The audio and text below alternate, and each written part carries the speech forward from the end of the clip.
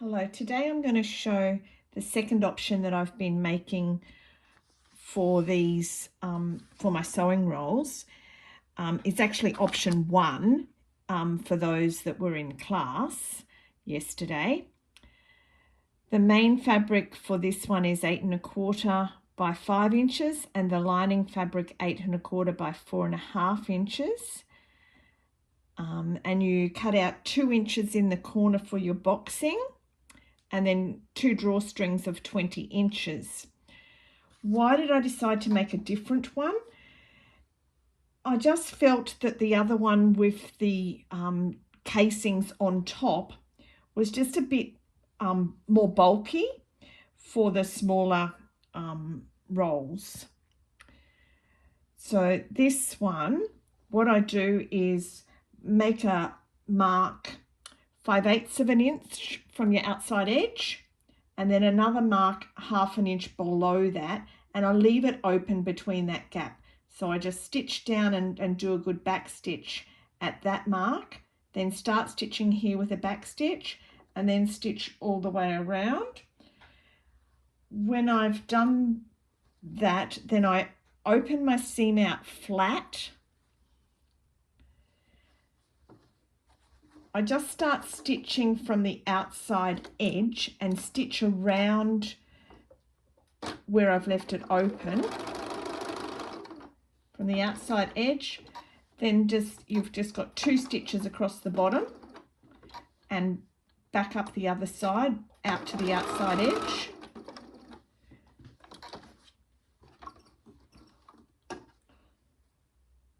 And the lining is just sewn up the same way the other one did, with you leaving a gap in the bottom for turning it through later, except we need to box these corners first on this one. So just line up your side seam and your base and stitch across.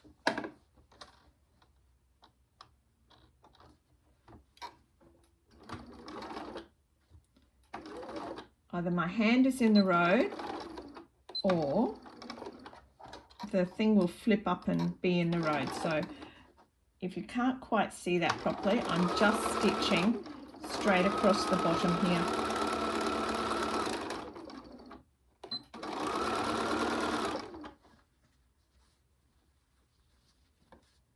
And then across the other side. Should have enough room to just pop that under as well. So if you've watched me before, I really don't like having to snip off my threads and start again.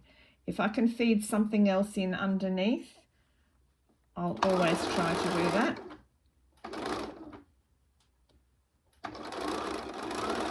So just stitching across the bottom of the part where you cut out the 2 inch to form the boxing. And then I'll just snip it between.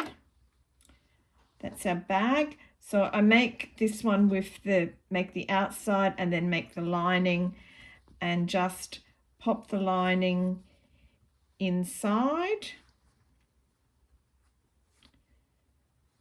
It's small enough that you can just match up your side seams without really having to do pinning and quartering of the other part of it to put it together.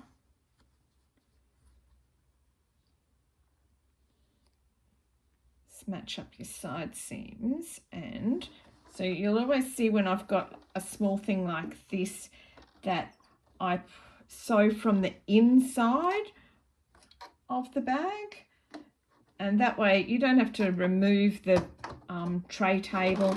You can just stitch and it'll come around for you.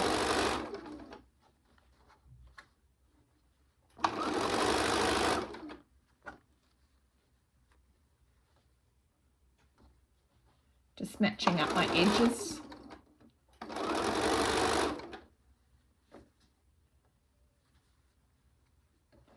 If you notice a pencil line on there, that's just because I thought that maybe in class yesterday I might have been going to sew this one by hand.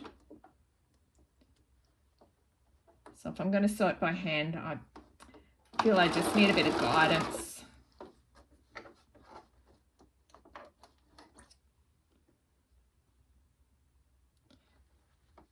Hopefully, just use my trusty tweezers to help me.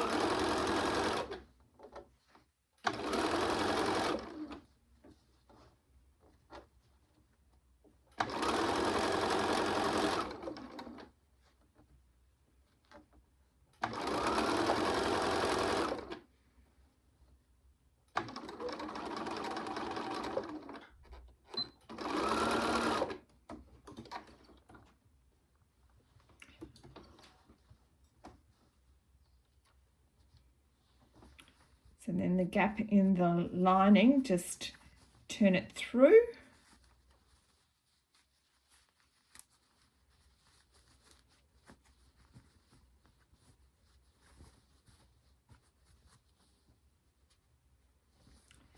And then again, so you've got your gap in your side there where your cord is going to go through. So get your seams, you can take that and press it to get that nice there.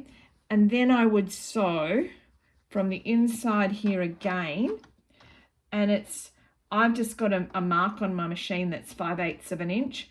I just put that on and sew around with the 5/8 of an inch, and then just thread your cord from either side the same way you do any drawstring bag.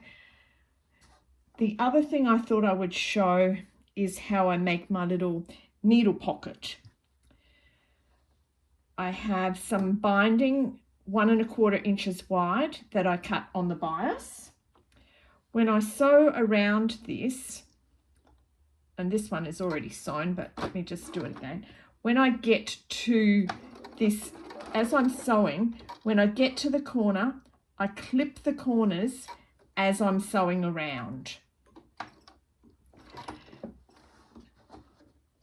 Once I've got it stitched on, then I go back to those marks that I've marked and just snip them in a little bit further, and just don't get too freaked out like the girls did yesterday when I was snipping in that I was going to cut the thread. So just if you've got a sharp pair of scissors, if you put your point of the scissors to outside of the stitching, then you can't cut the stitching. So I just snip it with a good sharp point.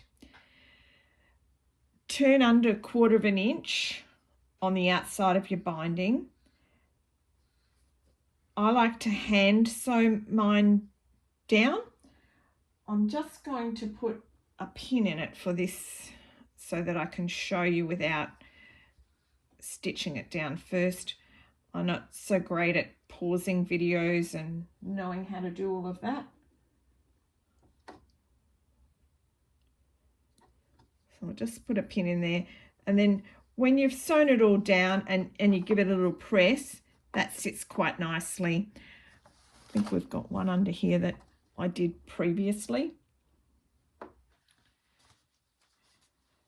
These pockets, whatever size the width of your roll is, if you make your pocket that wide, so this one's for a 5-inch roll, so my width is 5 inches, your little flap piece, if you make that 3/4 of an inch smaller across the width than your pocket, that's the size I make those, and round your corners. I round my corners with a 2.5 inch circle, so I round the bottoms with that. Once you've made that and stitched it all down, it goes face up with your, this is my main fabric. So my main fabric is this one. My lining fabric is 3/4 of an inch longer than my outside fabric. So this is my outside fabric. So I've got it with my right side up. Then your needle flap goes right side up as well on top of that. Then your lining goes on top, and you stitch across the top and the bottom. So we'll just stitch across the top there with a 1/4 inch seam.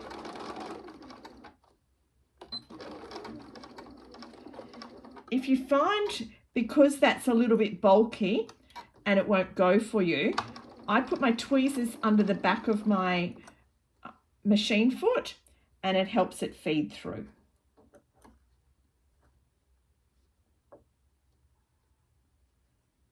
This is not how I prefer to sew, with that only just pinned like that, but I really just want to show how the concept, how it works. So hopefully you'll be able to get the gist of what I'm doing.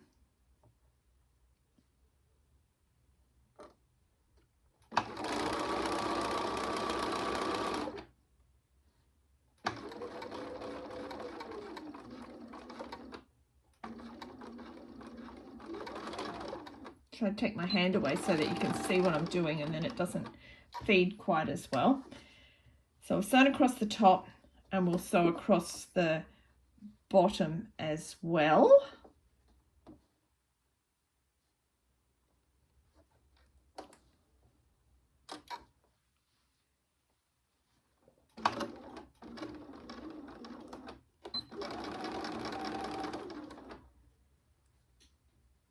Just make sure that your flap, the bottom of your flap, is out of the way and doesn't get caught in this bottom stitching.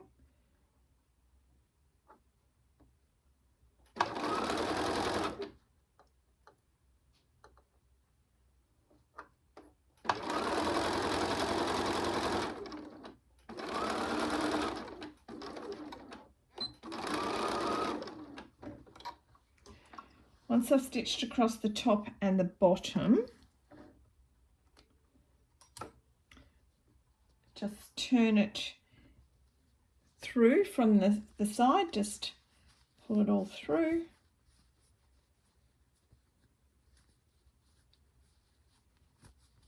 This is not going to look the best because I haven't hand sewn it and haven't ironed it. But your flap comes down and the extra length that you had on your lining becomes a binding across the top there. When I add pockets into them, so like this pocket on the bottom here, that's how I make my pockets.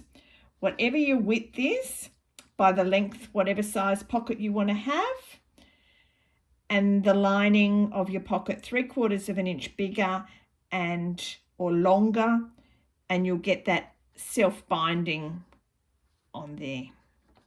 Hoping that helps with a couple of elements of the roll.